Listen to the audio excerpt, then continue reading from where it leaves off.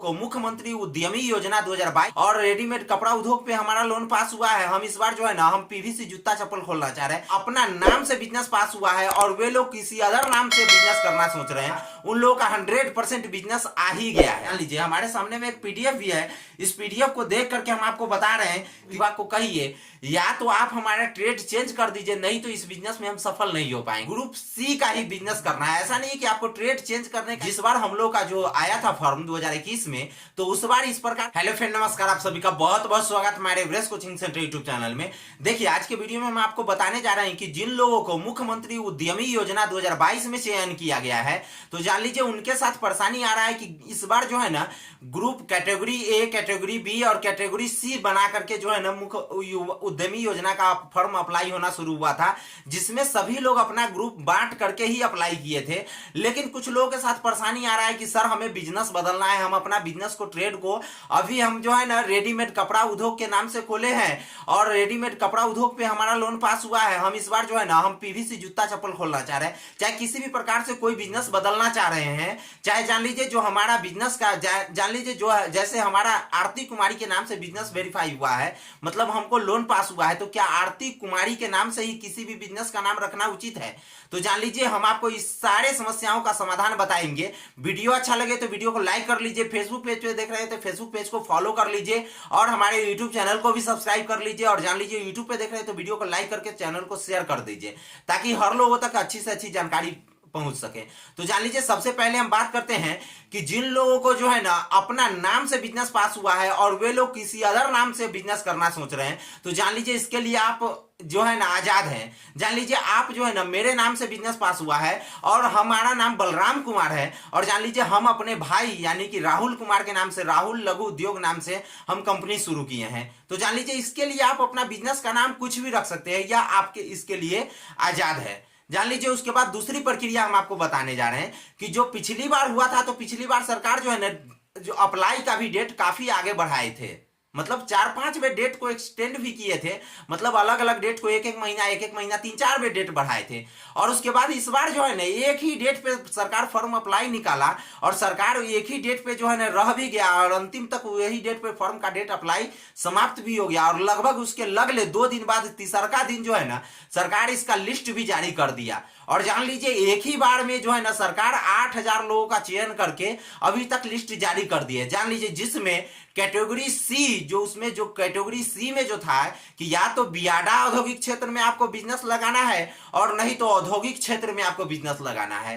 जान लीजिए तो वैसे क्षेत्र में काफी कम फॉर्म अप्लाई था, इसीलिए जो लोगों का जो औद्योगिक सी में जो है ना ग्रुप सी में जो अप्लाई था, उन लोगों का 100% बिजनेस आ ही गया है। जान लीजिए उसके बाद अब इन लोगों के साथ परेशानी क्या आ गया है कि जिन लोग का कैटेगरी सी में आ गया है वे लोग सोच रहे हैं कि नहीं अब हम अपना बिजनेस बदल ले, चाहे जिन लोग का कैटेगरी सी में नहीं है ना वे लोग भी चाह रहे हैं कि बिजनेस बदल ले। तो जान लीजिए इस बार सरकार का फॉर्म अप्लाई का सरकार का जो है ना एक पीडीएफ पेपर सरकार का निकाला गया है कि जिस पीडीएफ में जो है ना आपको जान लीजिए कि उसमें सरकार स्पष्ट बता दिया है कि इस बार जो है ना हम काफी फास्ट प्रक्रिया अपना रहे हैं और इस फास्ट प्रक्रिया में जो है ना आपको किसी भी प्रकार से कोई भी ट्रेड, कोई भी बिजनेस को बदलने का चयन नीति नहीं है। जान लीजिए हमारे सामने में एक पीडीएफ भी है। इस पीडीएफ को देख करके हम आपको बता रहे हैं कि इसमें सरकार जो है ना किसी भी प्रकार से कोई भी बिजनेस अपडेट करने का ऑप्शन नहीं दे रहा है। जान लीजिए इसलिए आज हम आपको बता रहे हैं कि आप लोगों को जो बिजनेस मिला है आप लोग उसको आसानी से कीजिए। कोई भी बिजनेस अगर बियाडा में है, चाहे औद्योगिक क्षेत्र में है, तो वहां भी आप कोशिश कीजिए कि वहां भी आप बिजनेस को सफल कर ले। और जान लीजिए अगर आपसे नहीं हो पा रहा है तो आप जा करके उद्योग विभाग को कहिए या तो आप हमारा ट्रेड चेंज कर दीजिए, नहीं तो इस बिजनेस में हम सफल नहीं हो पाएंगे। तो अंतिम परिस्थिति, अंतिम निर्णय, अगर मान लीजिए अगर आप लोन ले लेते हैं तो आपको बियाडा में है चाहे औद्योगिक क्षेत्र में है तो आपको तो बिजनेस लगाना ही लगाना है।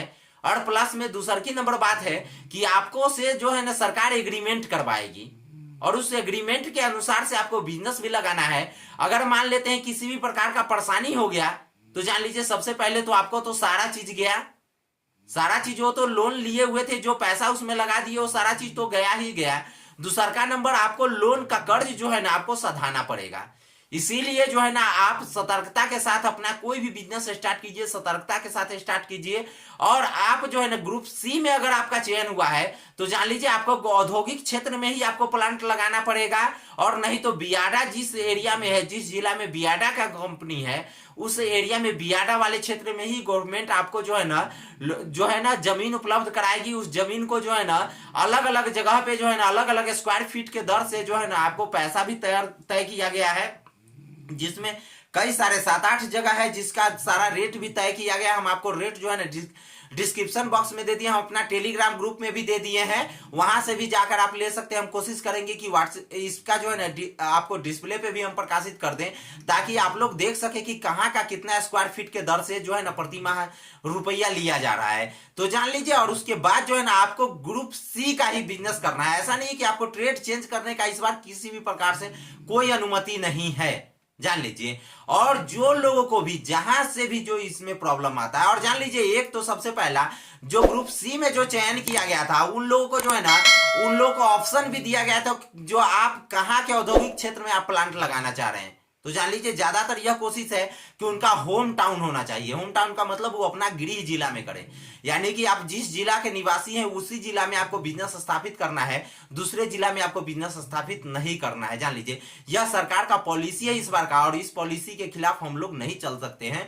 जो सरकार नियम बनाएगी वही नियम पे आपको भी चलना है, हमें भी चलना है। और जान लीजिए हम लोग का जो पिछली बार जो 2021 में जो अप्लाई हुआ था, जिस बार हम लोग का जो आया था फॉर्म 2021 में, तो उस बार इस प्रकार के कोई कैटेगरी डिवाइड नहीं था। हम लोग को वक्त में यह था कि आप जो भी बिजनेस से अप्लाई कर लिए, अगर बाद में आप उसको बदलना चाहते हैं तो जान लीजिए आप उसको आसानी से बदल सकते थे। हम लोग को 2 बार 3 बार मौका दिया गया, लेकिन इस बार सरकार जो है ना जिला उद्योग केंद्र को ही किसी भी प्रकार का वैल्यू नहीं दे रहे हैं। जान लीजिए वो पटना स्तर से ही सारा काम कर रहे हो, वहीं पे सारा फॉर्म का छटैया भी चल रहा है, और उसके बाद वहीं से दूसरा का लिस्ट भी जारी होगा तो कुल लोगों का जिन लोगों का नाम आ चुका है। तो जान लीजिए इस प्रकार के किसी भ्रम में न रहे। जो भी ट्रेड से आपका बिजनेस स्टार्ट हो चुका है, बिजनेस के लिए आ चुका है लोन, वही ट्रेड से करने का सोचे, नहीं तो अगर आपसे ये सक्सेस नहीं होने वाला है तो आप अंतिम निर्णय अपना बता दीजिए उद्योग विभाग को, ताकि उसके बाद जो है ना आपको पैसा लगे तो लीजिए, नहीं लगे तो नहीं लीजिए। जान लीजिए किसी भी प्रकार की कोई परेशानी नहीं है। धन्यवाद, फिर मिलेंगे नेक्स्ट वीडियो में। अगर आपको किसी भी प्रकार का परेशानी होता है तो वीडियो को कमेंट बॉक्स में कमेंट कर सकते हैं, या हमसे टेलीग्राम या फेसबुक या इंस्टाग्राम या हमसे किसी भी माध्यम से आप संपर्क करने के लिए आप हमारे डिस्क्रिप्शन बॉक्स में जाकर के किसी हर माध्यम को आप ज्वाइन कर लीजिए, ताकि हमसे आप समय समय पर जो भी अपडेट होता रहे मिलता रहे। तो धन्यवाद, फिर मिलेंगे नेक्स्ट वीडियो में, तब तक